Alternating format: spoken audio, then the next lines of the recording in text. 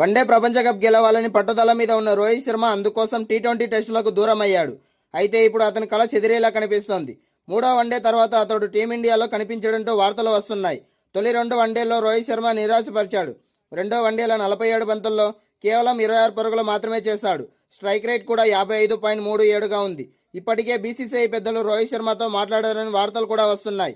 ఇంగ్లాండ్తో one day series అనంతరం రోహిత్ శర్మ వన్డేలకు ఎంపిక చేసే అవకాశం లేదని, ఇదే విషయాన్ని రోహిత్ శర్మకు బీసీసీఐ పెద్దలు చెప్పినట్లు సమాచారం. అయితే ఈ నిర్ణయంపై రోహిత్ శర్మ అసంతృప్తి వ్యక్తం చేసినట్లుగా వార్తలు వస్తున్నాయి.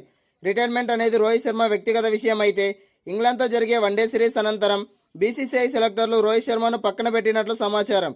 అంటే తదుపరి వన్డే సిరీస్లకు అతన్ని ఎంపిక చేయలేరు.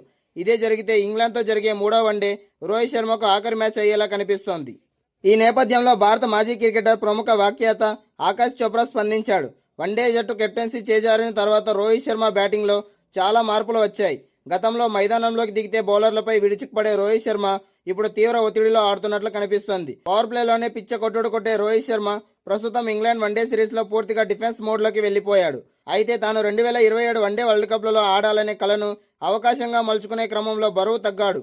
కానీ సెలెక్టర్లు మాత్రం అతనికి బాయ్ బాయ్ చెప్పాలని చూస్తున్నారు. దీంతో రోహిత్ శర్మ వన్డే జట్టు నుంచి తప్పించాలనే సెలెక్టర్ల నిర్ణయాన్ని ఆకాష్ చోప్రా తప్పుపట్టాడు. 2027లో జరగబోయే వన్డే ప్రపంచ కప్కి దాదాపు 1.5 సంవత్సరం ఉందని, అంత తొందరగా రోహిత్ శర్మపై నిర్ణయం తీసుకోవాల్సిన అవసరం లేదని అన్నాడు. వరల్డ్ కప్ ఇంకా చాలా సమయం ఉంది. సెలెక్టర్లు మరియు మేనేజ్మెంట్ మరికొంతకాలం వేచి చూడాల్సి ఉంది. రోహిత్ శర్మకు మరిన్ని అవకాశాలు ఇస్తే బాగుండేది. అతనికి ఫిట్నెస్ కూడా చాలా బాగుంది. అలాంటప్పుడు అంత త్వరగా అతన్ని పంపించేయాలని చూడడం సరికాదని ఆకాష్ చోప్రా అన్నాడు.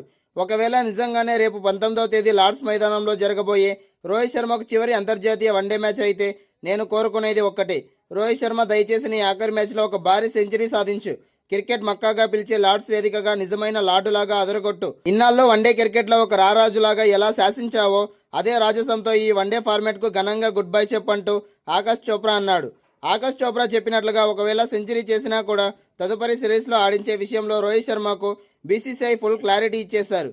దీంతో అతని రిటైర్మెంట్ ఖచ్చితమని తేలిపోయింది. అంతేకాకుండా రోహిత్ శర్మ ఫ్యామిలీ మెంబర్స్ కూడా ఇండియా నుంచి లండన్కు చేరుకున్నారు.